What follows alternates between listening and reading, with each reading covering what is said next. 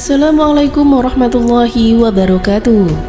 Apa kabar sahabat Amirul Mukminin? Semoga semua dalam lindungan Allah Subhanahu wa Ta'ala. Agama Hindu merupakan salah satu agama tertua di dunia. Menurut sejarah, ada 3 periode agama Hindu lahir. Periode pertama pada saat zaman Veda, yakni sekitar 6000 hingga 2000 sebelum Masehi. Periode kedua, yakni pada perkembangan zaman Brahmana, yakni pada tahun 2000 hingga 1500 sebelum Masehi. Dan periode ketiga adalah pada zaman Upanishad, yakni pada tahun 1500 hingga 500 sebelum Masehi. Dengan demikian, dapat diperkirakan bahwa agama Hindu sudah ada sekitar 6500 tahun sebelum Islam datang. Agama Hindu sendiri mempunyai 3 kitab suci besar, yakni Vedas, Upanishad, dan Puranas. Beberapa di antaranya disebutkan berasal dari sekitar 4000 tahun yang lalu. Kemudian dari seluruh kitab suci tersebut, kitab Weda adalah kitab yang paling suci. Yang paling menarik lagi adalah nama Nabi Muhammad SAW berada beberapa kali disebutkan di dalam kitab agama Hindu tersebut. Dalam hal ini, kitab Hindu mengakui akan kedatangan Nabi Muhammad SAW. Kitab Hindu juga menjelaskan bahwa ada ayat-ayat ramalan tentang kedatangan Nabi Muhammad SAW. Ayat-ayat itu disebutkan di dalam Bravisa Purana, Pratisakta Prava 3, Kan 3, Adyai 3, Sloka 10 hingga 27. Arya Dharma akan tampil di muka bumi ini dengan agama kebenaran, akan memimpin dunia ini. Dia tulus oleh Isa Parmarma dan pengikutnya adalah orang yang berada di lingkungan itu, yang kepalanya tidak dikuncir, maka akan memelihara jenggotnya dan akan mendengarkan wahyu. Mereka akan mendengarkan panggilan sholat atau adzan, dan mereka akan makan apa saja kecuali daging babi. Mereka tidak akan disucikan dengan tanaman semak-semak atau ubi-ubian, akan tetapi mereka akan tetap suci di medan perang. Mereka akan dipanggil dengan nama Musalaman atau peralatan kedalaman. Di dalam video tersebut menjelaskan bahwa jika diteliti dengan baik, ayat tersebut menjelaskan ciri-ciri dari pengikut agama kebenaran, di mana semua ciri-ciri tersebut adalah ciri-ciri umum yang terdapat di dalam umat Islam. Selanjutnya, di dalam Arta Vaveda 20 halaman 127 Slokat 1-14 disebutkan kalimat yang mengisyaratkan bahwa Nabi Muhammad SAW akan terungkap kemudian. Mantra 1 mengatakan, ia akan disebut dengan sebutan Narasangsa. Nars artinya orang, sedangkan Sangsa artinya adalah yang terpuji. Jadi Narasangsa adalah orang yang terpuji. Sementara di dalam bahasa Arab, Muhammad memiliki arti orang yang terpuji, sehingga Narasangsa dalam bahasa Sangsakerta identik dengan nama Muhammad dalam bahasa Arab. Selanjutnya, dalam mantra 2 mengatakan, ia adalah resi yang naik kunta. Itu artinya dia bukanlah seorang bangsawan India, sedangkan jelas tokoh itu bukanlah dari golongan Brahmana, akan tetapi seseorang yang asing.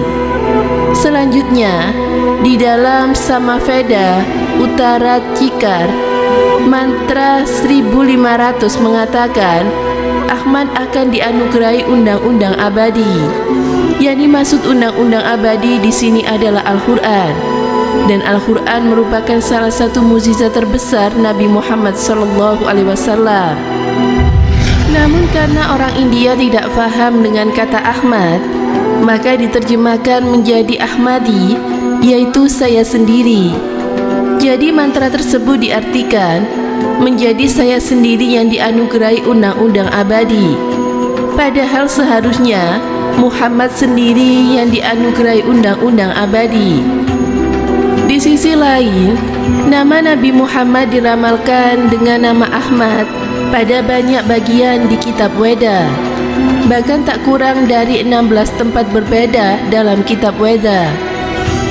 Tidak hanya itu, bahkan ada seorang profesor dari Allahabad University India, yakni Pundi Vaid Prakash, di dalam bukunya yang berjudul Kalki Avatar, membuat sejumlah pernyataan yang mengagetkan kalangan intelektual Hindu, di mana sang profesor secara terbuka dengan alasan-alasan ilmiah mengajak para penganut Hindu untuk segera memeluk Islam, sekaligus mengimani risalah yang dibawa oleh Nabi Muhammad SAW.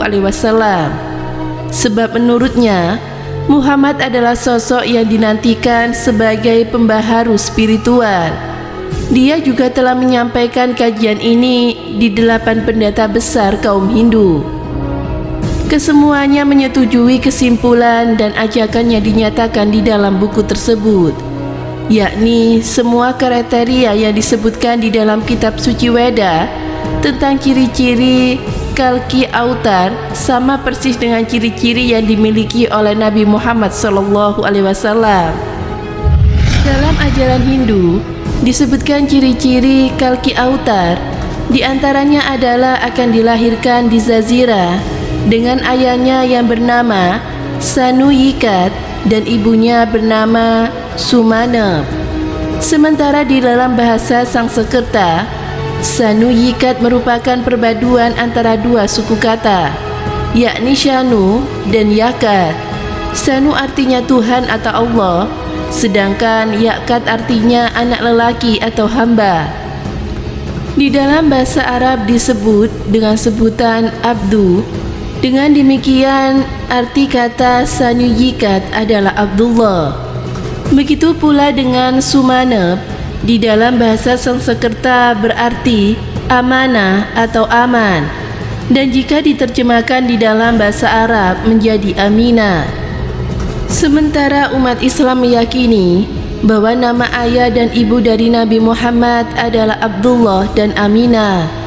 Masya Allah, itulah nama Nabi Muhammad yang sudah diramalkan di dalam kitab agama Hindu. Semoga bermanfaat. Wallahu a'lam bishawab.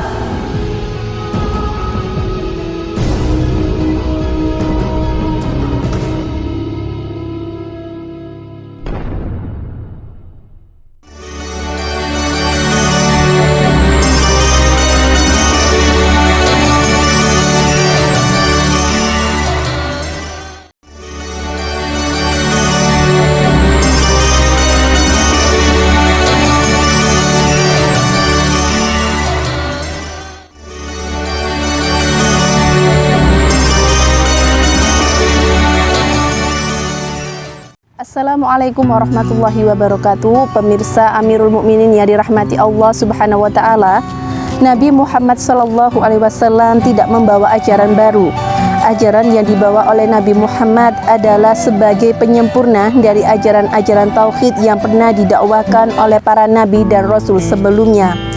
Jadi sebenarnya ajaran Nabi terdahulu dengan ajaran yang dibawa oleh Nabi Muhammad SAW, yakni saling keterkaitan atau saling berhubungan.